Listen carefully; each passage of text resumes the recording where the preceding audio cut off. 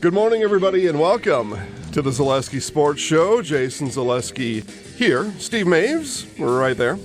And thanks for listening this morning. 1450 AM, WDLB, 1320 AM, WFHR, and those of you watching online, hi there.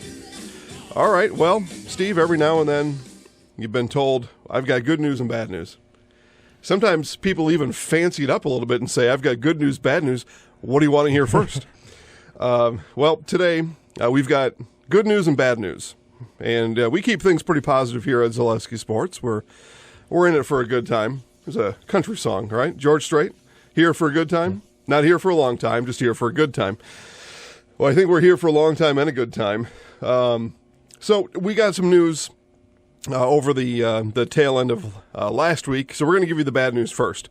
We talked about this during last week's show, and what we talked about is that the WIAA Board of Directors have a meeting coming up tomorrow, I think, on Tuesday.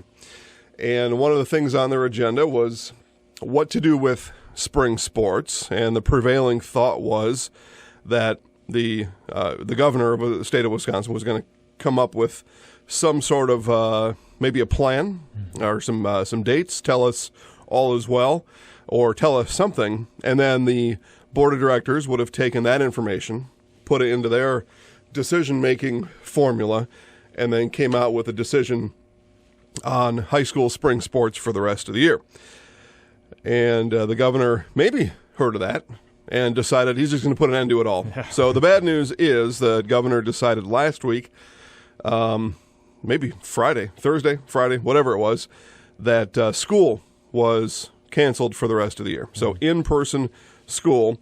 By the way, kids that are listening, school is not canceled. Yeah. If mom and dad are still teaching at home, still do your schoolwork, because as we heard from Super Bowl, or as you'll hear from this week, Super Bowl champion Rich Seubert tell you that grades are actually more important than your athletic ability. So school, still going to do your schoolwork, but in-person school is canceled for the rest of the year, according to the governor of Wisconsin. So tomorrow then, I suppose, Steve, and we'll bring Steve Maves in the conversation here, all the Board of Control will do is affirm that decision or acknowledge that decision, the better word to put on it, and then say, well, without school, there will be no spring sports in the state of Wisconsin. Yeah, absolutely. And we saw, or I just pulled up a tweet now from our friend Travis Wilson at WIS Sports that the Wisconsin Association of School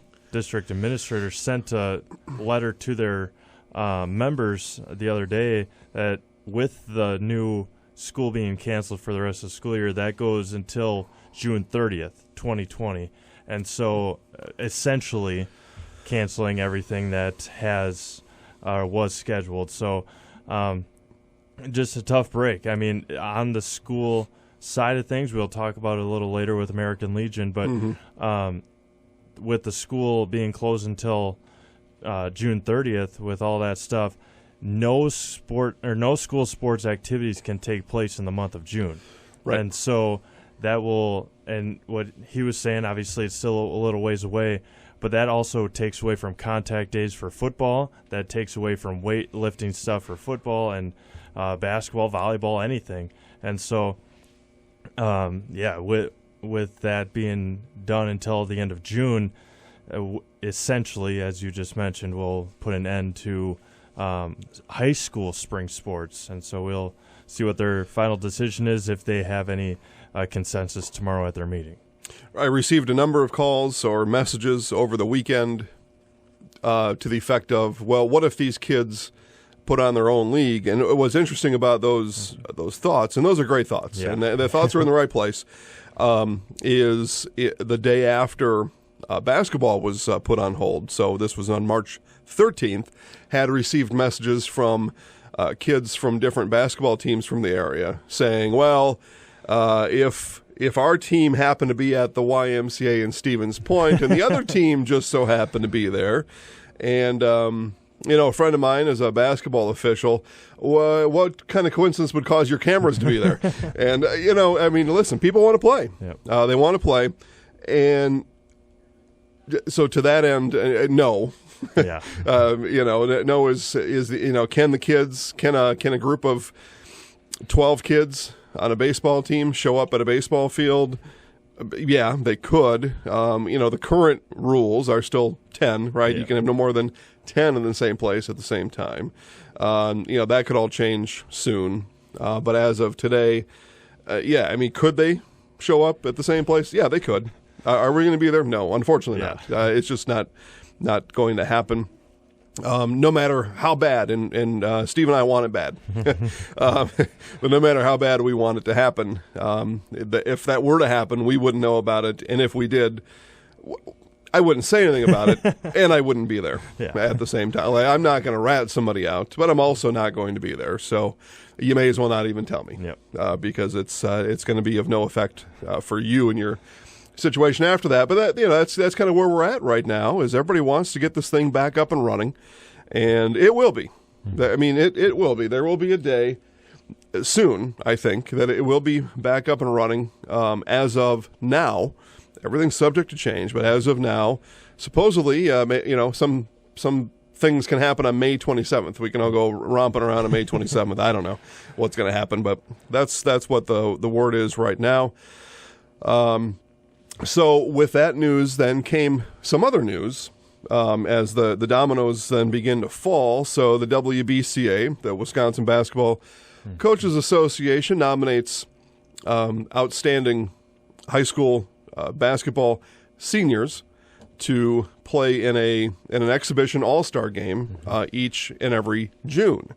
And they go down to Wisconsin Dells. I think normally they go to the Just a Game field house, or whatever they call the operation down there, and the kids gather around and they play an organized. I mean, it's an officiated game. It's and it's for fun. They go down, I think, a day or two ahead of time, and they get some coaching. They try to get some kind of a team formation, essence of a team, and play this basketball game. As a matter of fact, while I'm talking here, I'll bring up. We'll talk about the rosters. Well, maybe we won't. Too many teams, but I know of. Boy, all 5 divisions. That's a healthy day down there playing basketball. 10 different games. Well, at any rate, that was scheduled maybe the 3rd week in June or something like that. But with all this news, that also is pushed out. So for those of you that were looking forward to watching, hearing about, reading about, whatever it may be, the WBCA girls and boys all-star games, those are now rescheduled, and the girls game rescheduled again. It's Just a Game Fieldhouse in Wisconsin Dells. Girls will now play on Wednesday, August 5th, and the boys will play on Thursday, August 6th. Each of those days, the games start at 9 a.m. That's Division 5, and then the last game of the day is at 4 p.m., and that's Division 1. So silver lining, and here's where we get now. We've told all the bad news. That's the worst of it. Yeah. Now here we kind of get to the good news. Part of what that game is, they are also raising money for certain things. Take a quick peek here, see if I can get that information for you, see what that's all about. But they're raising money, and so now with another 2 months, get a chance to get out and raise their money. I know a number of the student athletes, and now just athletes, had contacted us during or after their nominations, and we're looking for us to help them out. So we'll see if we can help them out here a little bit, Steve. I'm pretty good on the keyboard here, so I may be able to breeze through some of these. And I don't want to leave anybody out, so maybe it's best that I don't. Here's what we'll do, folks. ZaleskiSports.com. We'll put the link for these rosters up on the website, and you can go out there, find the player, girl or boy that's in your area. See if you can help them out. I mean, they'll take $5, $25. Whatever it is. Part of it is it's their goal to be able to play, to afford their hotel and all that kind of stuff. But certainly now some silver lining in this. You got to find a positive. Yeah, absolutely. And as you mentioned, a couple extra months to raise money. The one thing that kind of isn't a big hurdle, I guess, but for some of these, especially players that are going to Division I or Division II schools, especially Division I schools, August 5th might be too late. I mean, they might have to move into their dorms, but they're playing a winter sport, so that probably helps out quite a bit to not have to move in so early. But raising money for the MAC Fund. There you go. Midwest Athletes Against Childhood Cancer. I know Aaron Rodgers is a huge MAC Fund donator and participant. So it's really cool that they team up every year, as you mentioned, with the WABC or BCA. BCA. There you go. Yep. ABC, BCA, But, a lot of very good athletes on the basketball court around central Wisconsin. And so, as Jason mentioned, go to ZaleskiSports.com to check out who your favorite athlete might be heading down there to play in August. So for them not to cancel it is awesome. Yes. I mean, just be able to postpone it for a couple months to allow these players to play one last time, even if they're not headed to another to the collegiate level, to be able to play basketball, organized basketball, for one last time has got to be awesome, especially playing against players that you have wanted to play with, wanted to play against in AAU, in these other leagues, that you finally be able to have a little bit of closure. As we mentioned, time after time after time, a lot of these players, especially now spring sports, but winter sports, didn't have closure to end their seasons, and now some of these boys and girls will be able to have the opportunity to have that closure a little bit more, finally, or knowing that this is going to be their final game as a high school athlete. All right. So again, the link will be on. Is now at, let's just say that, is now at ZaleskiSports.com. Funny, the athletes, we get to know these kids over the course of their careers, and so when they get to this level and they are very excited to be nominated to play in this game, of course they ask us for a donation as well. We'd go broke if we had to give all of them a donation, so instead we tell them that we will advertise for them. We've had some of these players on our show before, or in this case now we'll tell you this, but the MAC Fund, and the link right now is at ZaleskiSports.com. Girls All-Star Game, Wednesday, August 5th. Boys game is on Thursday, August 6th. And as of now, you can go down and you can plan to watch that game in person as well, as of today. Okay? Everything's subject to change right now in this, whatever this is. All right, and then the other thing that is question mark right now are summer baseball and softball leagues. Girls from all over the area participate in their summer fast pitch softball seasons, and then American Legion baseball. Everybody's familiar with that. At this point, it's just a question mark. I know a number of coaches from the area have reached out to us, and they have told us they fully plan on playing their season, and of course they should. You wouldn't want to not plan, or you wouldn't not plan your season, but they've all fully planned to do that. In the midst, though, of all this talk over the last 2 weeks, state by state, and first to happen nationally, the National American Legion program said that we won't have a national tournament this year, and then the 8 regional sites also said, we're not going to have that this year. And then, to what I understood, there were a couple states, North Dakota being one of them, that we happened to take a peek at, also saying they weren't going to have an American Legion baseball season in North Dakota. And right away, those coaches in North Dakota, now again, this is amateur sports, different than high school. You're not affiliated to a school. You're not really affiliated to anything. For the most part, the coaches right away said, all right, great, we're just going to have our own league then. And maybe they will. So here, though, in central Wisconsin, there has been no word otherwise. So as of now, planning for that, and we'll keep you updated here at ZaleskiSports.com on summer softball and baseball. And as soon as we get word either way, we will update you on that. All right, well, moving on to the big happening this week, the sport that is happening this week, the sporting activity that's happening this week is the 2020 NFL Draft. And before we get to that, I'll tell you, Steve, we've got a big week here at Zaleski Sports as well. Starting Tuesday morning. So Tuesday, Wednesday, Thursday, we will bring you NFL players past, present, and future. Yeah. How's that? Super Bowl champion Rich Seubert joins the show this week. Miami Dolphin Vince Biegel joins the show this week. And a player that doesn't have a team yet, but now we can say former Wisconsin Badger Tyler Biadasz also joins the show this week. And we will start with that. And again, all those interviews you'll be able to see at ZaleskiSports.com and on the Zaleski Sports Facebook network. Tyler Biadasz in the draft this year. Now, what was interesting, Steve, is this time last year, he was considered a first-round pick by a lot of different sources.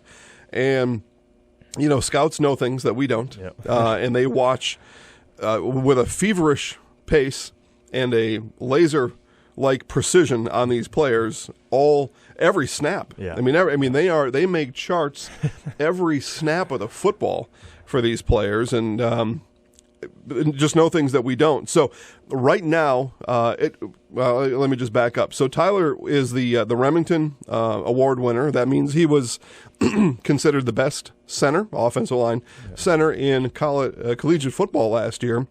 And somehow what that did is that put him from a first-round pick. Now he's projected somewhere in the third or fourth round.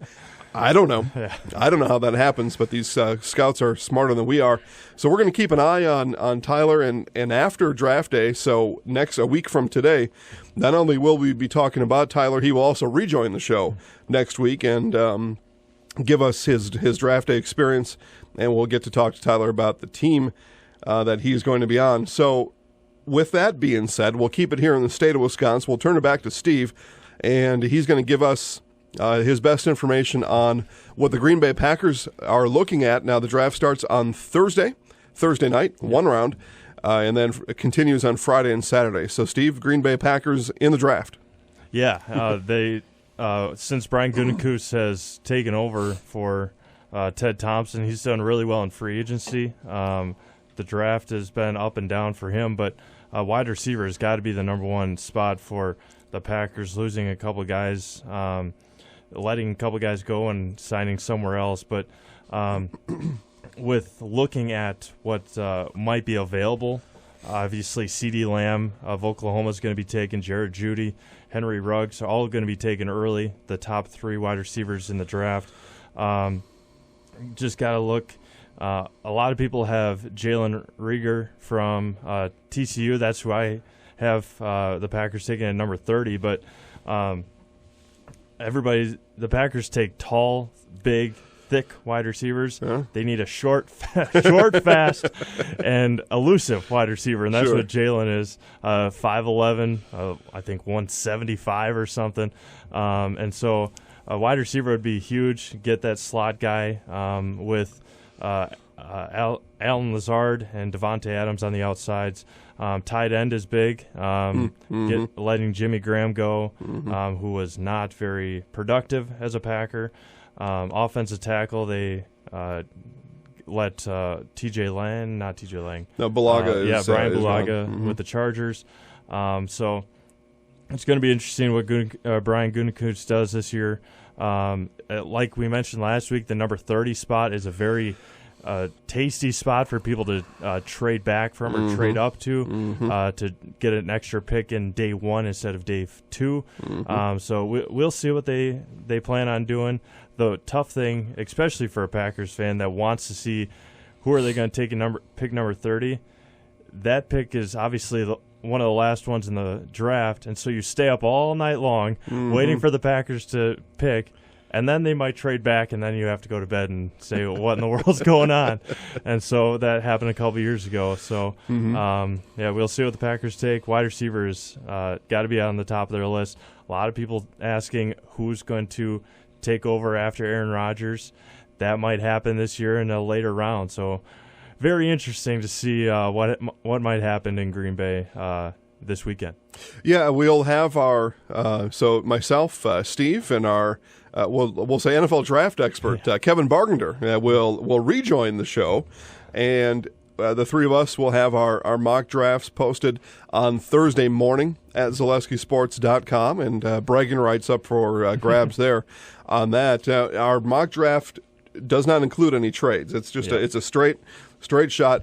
I fully believe the Packers will not draft on Thursday night. I do. I fully believe that. I believe that they will trade. It's just, it's an interesting draft, especially in those first couple rounds, with where the teams on the top end, have a little bit of firepower. And you look at, somebody like the Miami Dolphins, who Kevin knows, 14, 17 picks, whatever it is. They got a lot of picks, and they got a lot of ammo. So they draft 5th, and so as they're sitting there, then in spot number 37, looking to come back into the first round, they've got all these picks they can use to tempt somebody like the Packers to get back in. So don't be surprised, Packer fans, if you do go to bed and don't know who your newest Green Bay Packer is on Thursday night. I just tell you that right now. Get your feelings out of the way, because it certainly might happen. Actually, the Dolphins pick 39th, but still, there's some thought there that somebody like the Dolphins, or with some extra picks, come up back into the first round one more time and grab whoever they're looking for.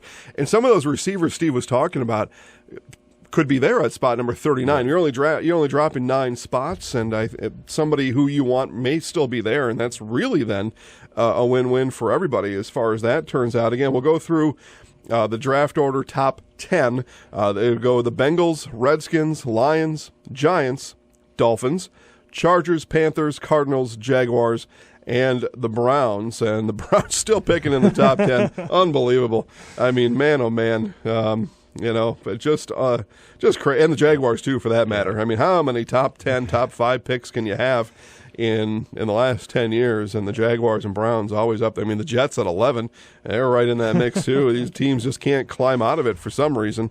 So that's what's happening there. The draft has brought us, Steve, over the years, a lot of laughable moments. Is it really the way to say it? And take a look at our clock here. We're still doing pretty good on time. We'll try to get this thing zeroed in on our 30-minute deadline. There's been some funny moments, and this draft in particular seems like it's set up for some gaffes. It's virtual. Everybody's at home or in their own team headquarters. Nobody's in the same place. But even when people were in the same place at the same time, strange things happened. But this year, as we've mentioned before in the show, the commissioner, Roger Goodell, will be in his basement commissioning the draft from there. And we've all drafted from our house and our basement and whatever for fantasy football. Yeah. And there's always that guy, and maybe you've been that guy before, that come the 5th, 6th round, you pick somebody that's already been taken, or you pick somebody that retired or whatever. And so now, with all these teams displaced, what can happen? So we think back to some of those fun moments, and the one everybody remembers as of recent, and memory anyway, were the Minnesota Vikings. And I'd have to look and see what year this was. For some reason, 2007 is coming to mind, but it was somewhere in that, plus minus 5 years. Steve's going to look it up for me here. But anyway, so here's what happens. So the Minnesota Vikings are on the clock. Yeah, you've got a certain time limit to make your pick. If you don't make it within that time limit, the next team up goes, and then the team that got skipped or didn't meet their time limit, they can pick whenever they want. I mean, it's just your time limit before the next team is up on the clock. And so that happened to the Minnesota Vikings. Their time expired, and then all of a sudden, I think there were 2 picks that came in pretty rapid fire right after that. Everybody trying to take advantage, trying to gain in that way, gain a draft position. Well, the Vikings, of course, had their own story of how they missed their pick. But, you knew it would happen to the Vikings or the Bears or somebody like that, and happened to be the Vikings. Now, the Vikings say, well, we had a trade, and the other team was supposed to submit it, and they didn't. The clock should have stopped. It was not our fault. Steve, what year was that? 2003, I believe. In the 2003 draft, communication problem caused the Vikings to miss their 7th overall selection. Yeah. So it was in the first round in the top 10, and they still missed. So, and back then you had 15 minutes to make a pick. It's a long time. Yeah. Yes, communication problem. Yeah. They said they had a trade, and the team that they were, according to the bylaws, the team they were traded with were communicating, but didn't. Yeah. They're all sitting in the same room. They were all right there. Just some of those funny moments. A funny moment for me, and maybe made funnier because I happen to be there. I've been to 3 NFL drafts. Great time. The first one was in 2004. It was in New York City. And my Cowboys were one of those scenarios, Steve, that we talked about. So I go all the way to New York City, go to the NFL draft. I want to see my Cowboys pick. I believe they picked 21st that year. We get to their spot. And we're going crazy. All the Cowboy fans in the building going nuts because we finally get to pick. And then the announcement comes in, there's been a trade. And the Bills came up and they swapped with the Cowboys for J.P. Losman. And then the Cowboys go back in the second round. We leave. Just get out of here. We've been there for a long time. Tell that story some other time. But in that draft, that was the Eli Manning, Phillip Rivers draft. And so I never met a more stable fan base than the New York Giants there. I did. These are some quality people, New York Giant fans, and we had a great time talking to them. But, of course, the Giants took Phillip Rivers, and the Chargers took Eli Manning. He was the number 1 pick, right? Eli was the first overall pick, drafted by the Chargers. It was Dad Archie who said before the draft, "No way, we are playing for anybody but New York." Yeah. And so Daddy got his way, and later on he was traded. Now, in the draft that year, when he came out, so the Giants fans were mad because, everybody was just mad at Eli, the whole thing, the whole place. So Eli comes out, first pick, everybody's booing Eli. He won't put the hat on, all that kind of stuff. And then later on in the day, that trade was announced, and then all the Giants fans booed him. They didn't want him. Well, he ends up winning 2 Super Bowls, and there's all kinds of things you can say about, maybe he doesn't get credit for those Super Bowls anyway because the defense was there. But all right. So that some fun times can happen in the NFL draft. It all starts on Thursday night. You find your own channel to watch it. We'll be talking about it right here at Zaleski Sports. Last thing we'll talk about today, Steve, and again, this show just flies right by. And no matter, again, we started with bad news, and we're going all the way. We went to neutral news, silver linings, now good news, now fun stuff. And that's just how we do it here. The jersey sales, NFL jersey sales list was updated just a couple days ago, and these are the most often purchased jerseys across the world, apparently. This list, the NFL Players Association puts out. Funny enough, the list that the NFL shop, where you actually buy the jerseys from, is slightly different. Now, how can that be? That's where they're being sold from. But no surprise here, maybe, right? A Super Bowl champ, the Mahomes, Patrick Mahomes, number 1 sold jersey in the NFL. Tom Brady's number 2, and that was as a Patriot. So that jersey sales could spike. All the Buccaneer now, all the Pirates want to get his jersey. Lamar Jackson, number 3. Ezekiel Elliott is number 4. And Baker Mayfield is 5. What? Yeah. Who in the world is buying a Baker Mayfield jersey? Like, especially the Browns uniforms that are hideous.